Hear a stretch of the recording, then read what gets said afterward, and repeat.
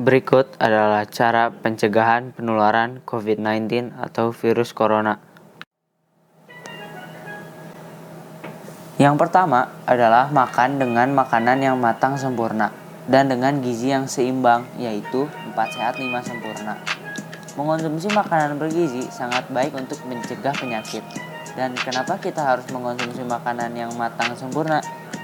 Karena virus corona yang berubah menjadi patogen tidak bisa hidup tanpa adanya sebuah inang dari zat biologisnya. Oleh karena itu, dia akan hidup ketika kita makan makanan yang tidak matang atau mentah. Sehingga virus itu akan tetap hidup, masuk ke dalam perut ke rongga pernafasan dan berkembang biak di situ. Oleh karena itu, tidak boleh mengonsumsi daging yang belum matang untuk mencegah penyebaran virus corona. Yang kedua adalah rajin olahraga dan istirahat yang cukup. Daya tahan tubuh yang kuat menjadi salah satu benteng menghadapi virus corona. Olahraga teratur menjadi cara untuk menjaga kesehatan, kebugaran, dan daya tahan tubuh. Tidak kalah penting menjaga hidrasi agar selalu tercukupi. Minum 30 menit sebelum berolahraga dan setelahnya, untuk mengganti jumlah cairan yang keluar lewat keringat. Dan istirahatlah yang cukup, jangan sampai kelelahan dan malah membuat diri kita sakit. Yang ketiga adalah cuci tangan pakai sabun. Cuci tangan sangatlah penting. Pastikan Anda sering mencuci tangan dengan sabun dengan detail dan menyeluruh setelah melakukan aktivitas. Hal ini karena virus corona menular lewat droplet atau cairan tubuh yang keluar saat batuk atau bersin. Selain tertular karena menghirup droplet ketika berada dekat orang yang terinfeksi, Anda juga bisa tertular virus corona lewat tangan sebagai media penularan. Sebagai contohnya adalah ketika Anda menyentuh objek yang terpapar virus corona. Itulah sebabnya sangat penting untuk mencuci tangan menggunakan sabun dan air yang mengalir secara detail dan menyeluruh.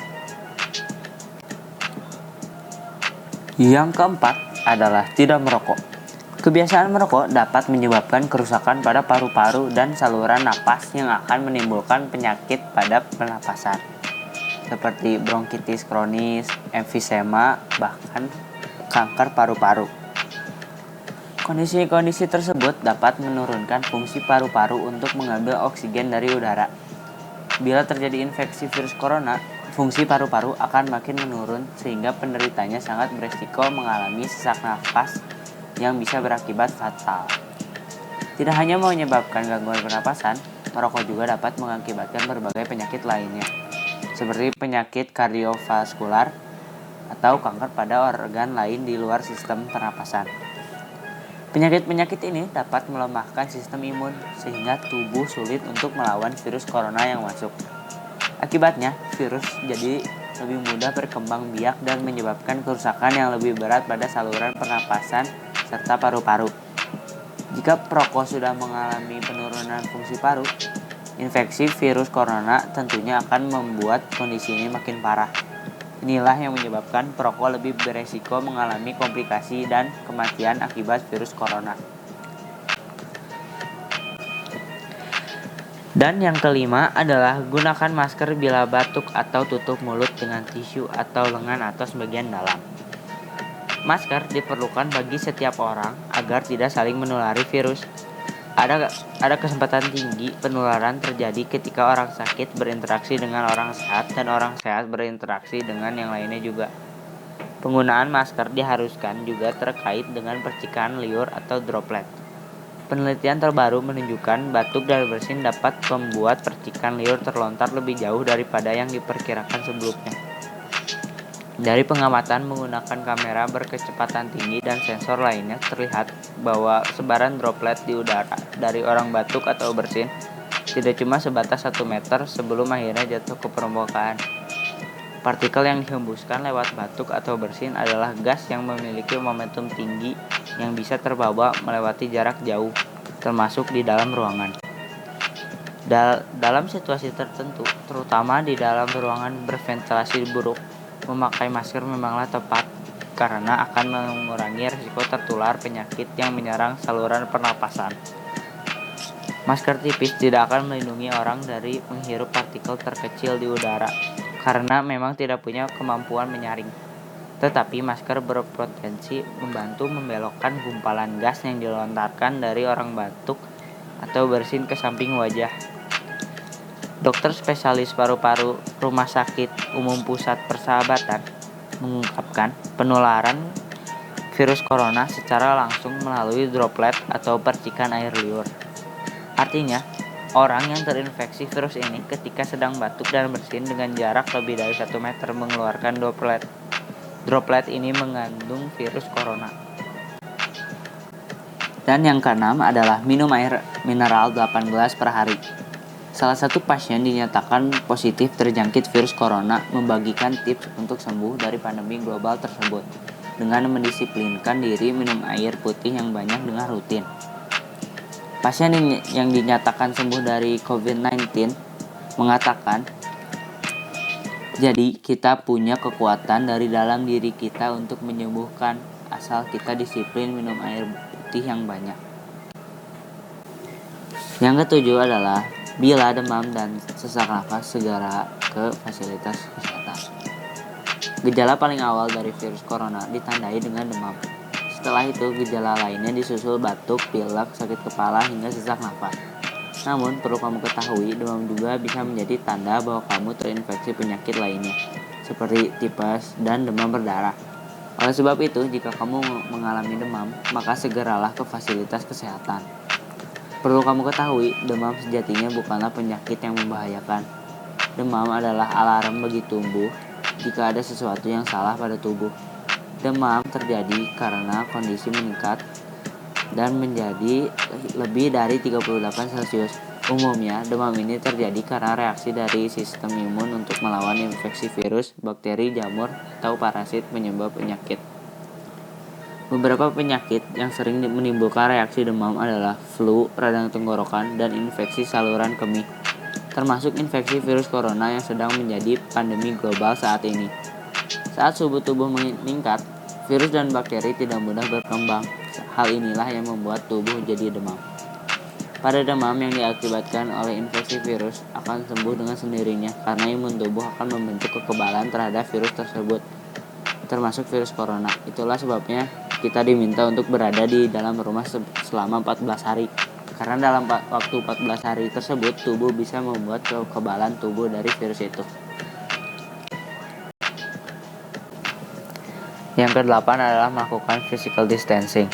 Physical distancing sangat penting untuk memerangi pandemi COVID-19, khususnya selama belum ada vaksin yang berhasil ditemukan seperti saat ini. Kita harus melakukan segala upaya untuk sebisa mungkin menjaga jarak secara fisik untuk melindungi diri dan orang lain dari infeksi virus corona.